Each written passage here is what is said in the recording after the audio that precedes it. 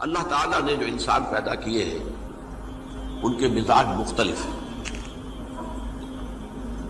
ان میں کچھ لوگ ہوتے ہیں جو قوی ہوتے ہیں ارادے کے، جو فیصلہ کر لیا ڈٹ گئے. کچھ لوگوں میں وہ قوت ارادی اتنی مضبوط نہیں ہوتی، وہ ادھر ادھر سوچتے رہتے ہیں. کچھ لوگ جسمانی طور پر بہت توانا ہوتے ہیں، کچھ لوگ جسمانی طور پر پیدائشی طور پر کمزور ہوتے ہیں. تو اگر کوئی قوت ارادی کمزور رکھنے والا شخص ہے، وہ بھی تو اللہ کی تخلیق ہے، اللہ کا بندہ ہے، خطاؤں کا ظہور ہو جاتا ہے، توبہ کرتا ہے، پھر کچھ عرصے کے بعد پھر خطا کا ظہور ہو جاتا ہے، پھر توبہ کرتا ہے.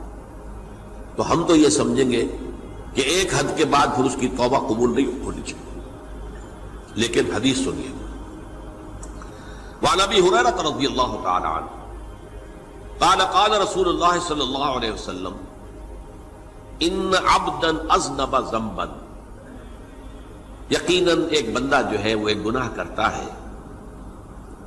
فقال، پھر وہ کہتا ہے رب، اے میرے پروردگار، اذنبت فاغفر، مجھ سے گناہ ہو گیا ہے، مجھے معاف فرما دے.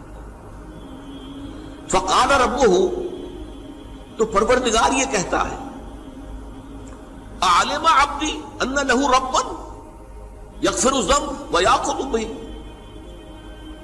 میرا یہ بندہ یہ جانتا ہے کہ اس کا ایک رب ہے جو گناہ معاف بھی کر سکتا ہے اور سزا دے بھی سکتا ہے. کیا معنی ہوئے؟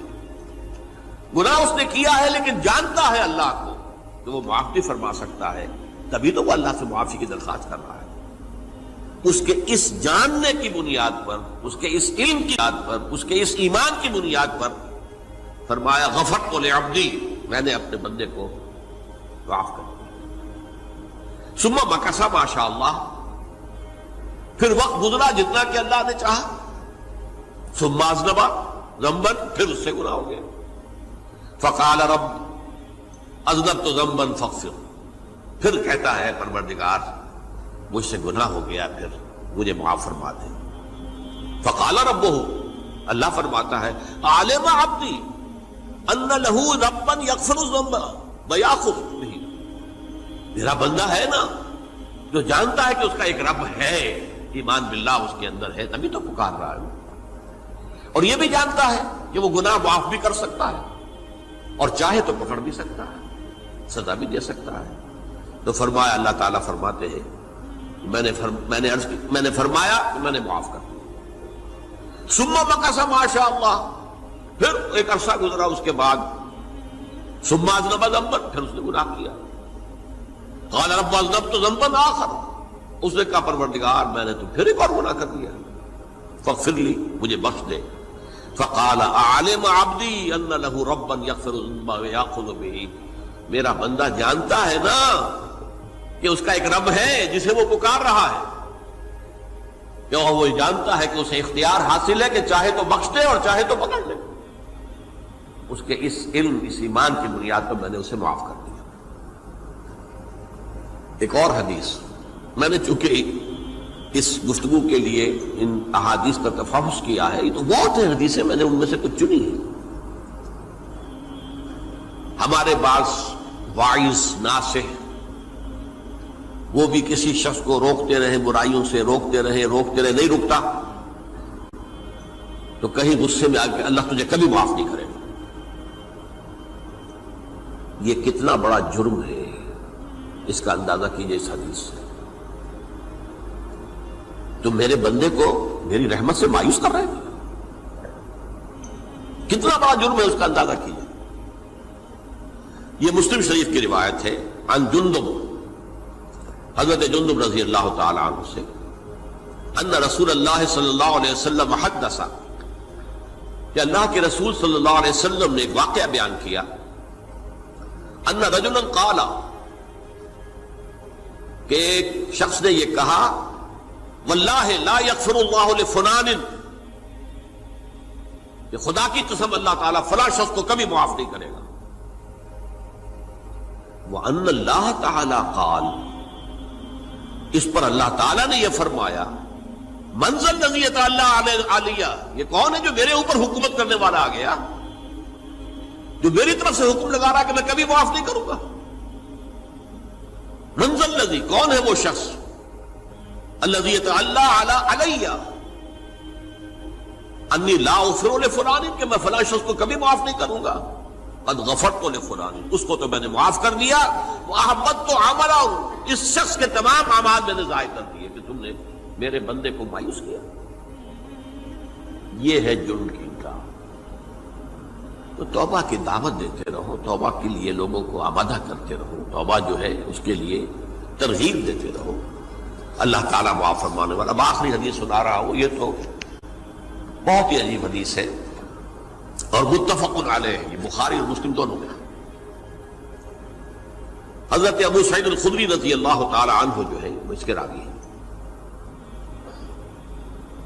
حضور نے فرمایا کانا فی من کانا قبلکم رجل قتل 99 نفسا، تم سے پہلے جو امت تھی بنی اسرائیل، گویا کہ ان کا ذکر ہے، اس میں ایک آدمی ایسا تھا جس نے 99 قتل کیے تھے۔ اب آپ اندازہ کیجئے کتنا بڑا گناہ کبیرہ ہے قتل۔ قرآن مجید میں آتا ہے وَكَأَنَّمَا قَتَلَ النَّاسَ جَمِيعًا، اگر ایک انسان کو بھی ناحق قتل کر دیا گیا تو یہ ایسی ہے گویا کہ اس نے پوری نوع انسانی کو قتل کر دیا، اس نے 99 قتل کیے۔ فَهَلْ لَهُ مِن تَوْبَةٍ، پھر اس کے بعد یہ ہوا کہ اس کے اندر توبہ کا جذبہ پیدا ہوا۔ فَسَأَلَ عَنْ أَعْلَمِ أَهْلِ الْأَرْضِ، تو اس نے پھر سوال کیا، لوگوں سے پوچھا کہ زمین میں رہنے والوں میں کون سب سے بڑا عالم ہے؟ فَدُلَّ عَلَى رَاهِبٍ، تو اسے بتایا گیا فلاں راہب فلاں جگہ پر ہے، وہ بہت نیک ہے، بڑا عالم ہے۔ فَأَتَاهُ، وہ اس کے پاس آیا، فَقَالَ أَنَّهُ قَتَلَ 99 نَفْسًا فَهَلْ لَهُ مِن تَوْبَةٍ، انہوں نے کہا دیکھیے راہب صاحب، میں نے 99 انسان قتل کیے، اب مجھے یہ بتائیے کہ میرے لیے توبہ کا کوئی امکان ہے؟ فَقَالَ لَا، انہوں نے کہا نہیں۔ فَقَتَلَهُ، اس نے اس کو بھی قتل کر دیا۔ فَكَمَّلَ بِهِ 100، اپنی سینچری مکمل کر لی، مطلب 99 کے بعد ایک ہی کسر تھی، اس کو بھی قتل کیا، 100 پورے کر لیا۔ ثُمَّ سَأَلَ عَنْ عَالِمِ أَهْلِ الْأَرْضِ، پھر اس نے پوچھا کوئی اور کوئی بڑے عالم انسان ہو۔ فَدُلَّ عَلَى رَجُلٍ عَالِمٍ، پھر اس کی رہنمائی کی گئی ایک بڑے عالم شخص کی طرف۔ فَقَالَ إِنَّهُ قَتَلَ 100 نَفْسٍ، تو اس نے وہاں جا کر کہا کہ میں 100 انسان ہلاک کر چکا ہوں، قتل کر چکا ہوں۔ فَهَلْ لَهُ مِن تَوْبَةٍ، میرے لیے توبہ کا کوئی امکان ہے؟ فَقَالَ نَعَمْ، کہا کیوں نہیں، 100 قتل کیے تب بھی کیا ہے، توبہ کا راستہ دروازہ کھلا ہوا، مَا لَمْ يُغَرْغِرْ، جب تک کہ وہ گھنگرو نہیں بج رہا اس وقت تک تمہارے توبہ کا دروازہ کھلا ہوا ہے۔ فرمایا نعم، وَمَن يَحُولُ بَيْنَهُ وَبَيْنَ التَّوْبَةِ، تمہاری توبہ کے درمیان اور تمہارے درمیان کون حائل ہو سکتا ہے؟ توبہ کا دروازہ کھلا ہے۔ لیکن ساتھ ہی کہا انطلق الی ارض کذا و کذا، اب تم ایسے کرو جہاں تم رہتے ہو وہاں نہ جاؤ واپس، وہاں کا ماحول اچھا نہیں ہے، معاشرہ اچھا نہیں ہے، ہو سکتا ہے کہ تم توبہ پر قائم نہ رہ سکو، تم فلاں جگہ چلے جاؤ، وہاں اچھے لوگ آباد ہیں، ان میں جا کر رہو۔ فإن بها اناس یعبدون اللہ تعالی، وہاں ایسے لوگ آباد ہیں جو اللہ کی بندگی کرتے ہیں۔ فاعبد اللہ معہم، تو تم ان کے ساتھ مل کر اللہ کی بندگی اور پرستش کرو۔ ولا ترجع الی ارضک، اپنی زمین کی طرف اپنے وطن میں واپس بن جاؤ۔ فإنها ارض سوء، وہ بری جگہ ہے۔ فانطلقا، تو وہ چل پڑا، ہجرت کر رہا ہے، اس جگہ جا رہا ہے جہاں کا راہب نے بتایا تھا۔ حتی اذا نصف الطریق، جب آدھا راستہ اس نے پورا کر لیا، اتاہ الموت، موت آ گئی۔ فاختصمت فیہ ملائکۃ الرحمت و ملائکۃ العذاب، اب وہ جہنم کے فرشتے بھی آ گئے اس کی جان قبض کرنے کو، اور جنت کے بھی آ گئے۔ فقالت ملائکۃ الرحمہ، رحمت والے جو فرشتے ہیں جنت والے، انہوں نے کہا جا تائبا مقبلا بقلبہ اللہ تعالی، یہ شخص توبہ کر کے اللہ تعالیٰ کی طرف ہجرت کر رہا تھا، اس لیے اس کی نیت کی بنیاد پر اب یہ جنتی ہے، لہذا اس کی روح ہم قبض کریں۔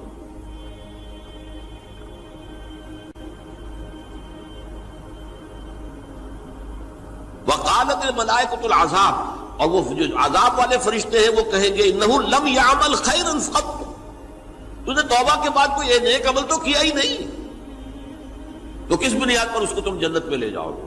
اس کو تو دوزخ میں جانا چاہیے۔ فَأَتَاهُ مَلَكٌ فِي صُورَةٍ آدمی، تو ان کے پاس اللہ نے ایک اور فرشتے کو بھیج دیا آدمی انسانی شکل کے اندر، فَجَعَلُوهُ بَيْنَهُمْ، تو ان فرشتوں نے کہا بھائی ہمارا فیصلہ کرا دو، اس کی روح ہم لینا چاہتے ہیں یا ہم لینا چاہتے ہیں، انہیں حکم بنا دیا۔ فَقَالَ قِيسُوا مَا بَيْنَ الْأَرْضَيْنِ فَإِلَىٰ أَيَّتِهِمَا كَانَ أَقْرَبَ، کہ تم فاصلہ ناپ لو جہاں سے وہ چلا ہے اور جہاں جا رہا تھا اور یہاں اس کی موت ہو رہی ہے، تو کون سا فاصلہ زیادہ ہے؟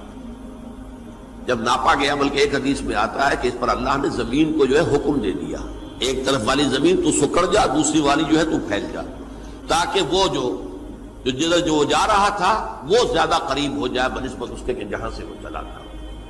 تو اس فیصلے پر پھر جو فرشتے تھے، جو کہ رحمت کے فرشتے تھے، وہ اس بندے کو لے گئے جنت کے اندر۔ یہ ہے توبہ کی عظمت اور اس کی تاثیر۔ رب رب کر دے بڈھے ہو گئے اتے ملا پنڈت سارے، رب دا کھوج کھرا نہ لبا اتے نہ کیتے بئی نظارے۔